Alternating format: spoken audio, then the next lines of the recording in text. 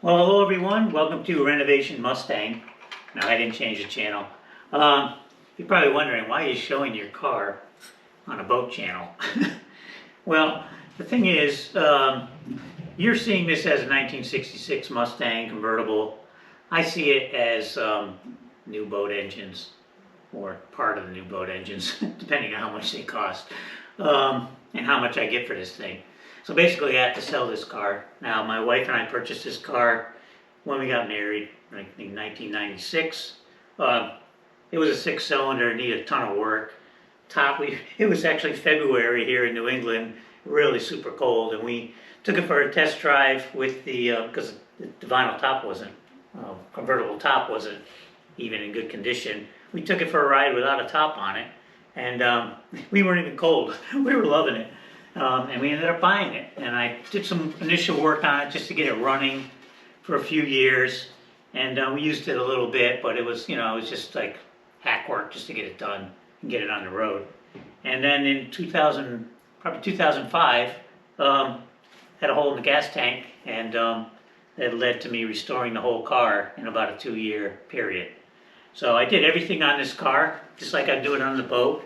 The only thing I didn't do was the final spray of the final paint job. I did all the body work and primer and all that, and I just brought it, flatbedded it over to a paint shop, and they sprayed the paint on, and then they brought it back here and I reassembled it all.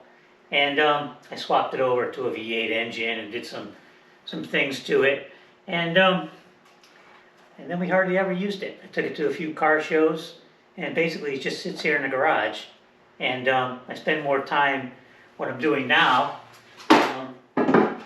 rebuilding the carburetor so I can start it and keep it running. And then in the springtime, my plan is to sell this thing. And so if anybody's interested in a car, a nice convertible that's all been totally redone, and you want to help out somebody that's trying to build a boat, this may be something we can talk about. But anyways, I got to rebuild this carburetor today, and that's my task for the day. And but I won't be filming that. I just film boat stuff really. So we'll talk a little bit more about the boat stuff. So what you see me working on here is the interior trim for the cabin door frame.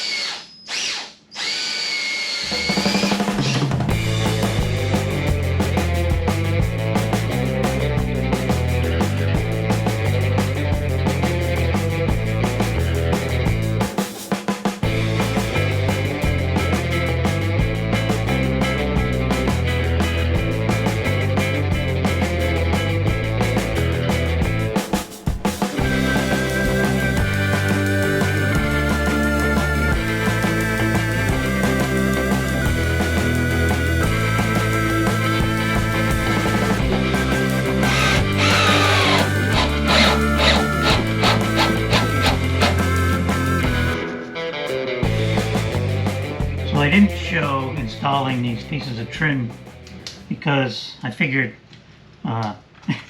fitting them and installing them is basically the same, except that I used this West System 610. I'll have to adhere them on there along with the screws.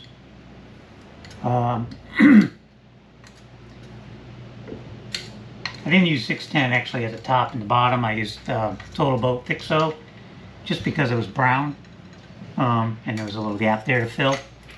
But 610 is just more readily available to me, so I always have it on hand. I can just run down to my local marine store and get it. Where the Thick Sew, I have to actually order it online and wait for it. Cut a bunch of plugs last night from the remnants of this, and I have a little tool here that I made and I never can find, so I just remade it again instead of using a brush, just to swish this epoxy glue in here, and that way I don't have to waste using a brush. Throw it away, you know. I can just reuse this if I put it somewhere I can find it. So. Put it in. That's all there is to it. So I'm going to go around and fill all these now, both pieces, and come back tomorrow. Let it dry overnight. Come back tomorrow and well, cut the plugs off, and then I'll sand it down, and you'll see the final result. I realized when I was editing this video that I didn't have any footage of the finished frame for you guys. So I gotta come over here and just pop in a quick video of the frame. Now I'm not gonna try not to show the other side because the door's actually installed, and that will be the subject probably of the next video, so you'll see it then. So we'll try to avoid catching it in view here. But here's the other side. Now you guys are pretty much into real time right now. Even the drip edges I'm going to show in the second half of this video, I just finished them a couple days ago. So going forward, you guys will be pretty caught up with the videos, and I'm going to talk about video releases for 2022 at the end of this video. So if you want to stick around for that, you're welcome to. If not, you don't have to. But anyways, there's the trim, and now we'll get on to the drip edges on the hatches. Alright, well, we're back on these hatches. Now, if you didn't see the videos when I actually built these, or it's actually been so long you may have forgotten how I built these, I made all the side pieces, fiberglassed them, and then I cut a slot in them on my table saw for a drip edge, and then I assembled them. So, first thing I have to do here, and I'll bring you in so you can see, is I have to extend the slot on some of the pieces, and you'll see why. Clean out the slot, and then I've already cut a bunch of pieces that are actually going to be the drip edge out of some Ipe. That'll fit right down in the slot, and I'll epoxy them down in there.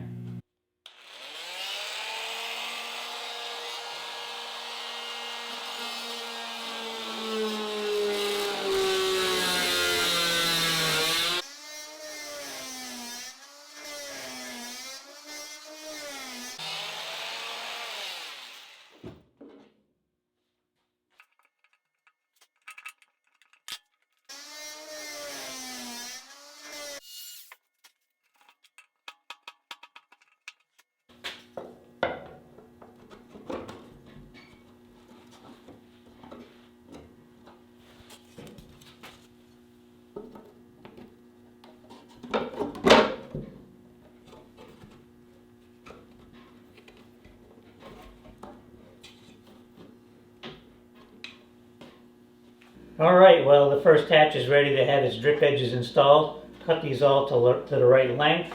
Now I'm going to install them with some West System 610, but before I do that I'll wipe them down with some acetone and pre-wet them with some epoxy.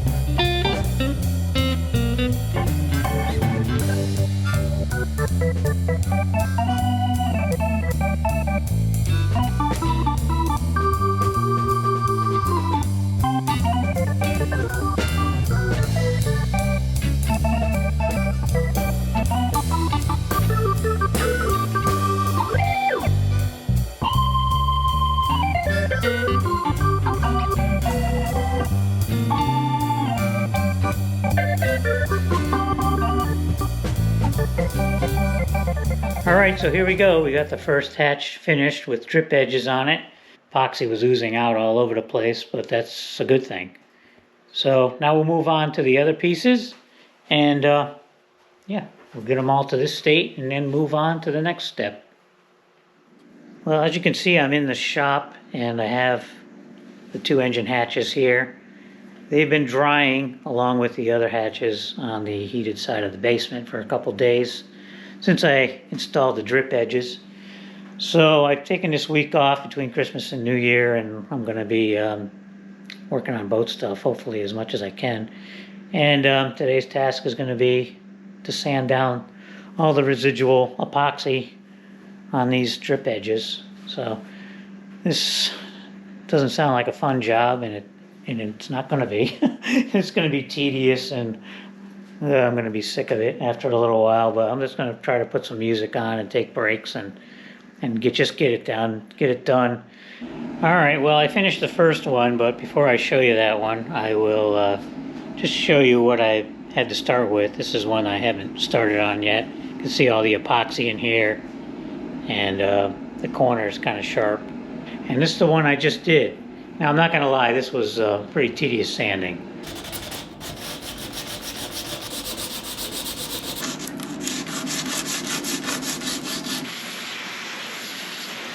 The corner, I kind of rounded it over, and yeah, really nice. Now here, this is one of the slots that I cut for this side. I got to fill this in. Most of them filled in pretty good, but this one I still need to add a little bit in there. Alright, well, last night I finished sanding all the sides of this drip edge here on this last hatch. So now the only thing left to do really is to round over the top edge here. It's kind of squared off. So I'm just going to take some sandpaper on a little piece of wood and just go on one side of it and go on the other side and just kind of manually round it off. And I'll show you what that looks like afterwards. But first I want to talk about something else I had to do these drip edges when I initially installed them. Alright, so one thing I didn't share with you guys while I was actually doing it was when I first put this piece on here, it stuck down a ½ inch. And that turned out to be a little too long. I brought one of these over there and I set it in there, and this was actually touching on the bottom of the channel at the shallowest portion, which is at the center of the boat. And I couldn't have that. This should be up above the bottom of the channel just so water can flow underneath it. So what I had to do was trim off 1/8 of an inch. I could have done it with a router, set up some sort of 3/8 inch piece on this side of plywood or something, and then ran the router on this side with a flush bit. Could have done that. I didn't want to get into that. So what I ended up doing was I just took this piece of 3/8 inch thick plate I had kicking around, steel plate, setting it on this, and then using my dual action sander with, I tried 80 grit, but I ended up using 40 grit, just because this is really hard wood to sand. And I just put it on there and just sanded down until it hit on the metal plate, and then moved it along and just kept moving along and sanded it that way. And it worked out good. It took a little while, but it worked out good. So that puts it at the right depth, and it also makes it a little less susceptible to breaking. It's pretty hard stuff, but if you bump it really hard, I'm sure it'll break. So I have to be careful with this when I'm messing around with it.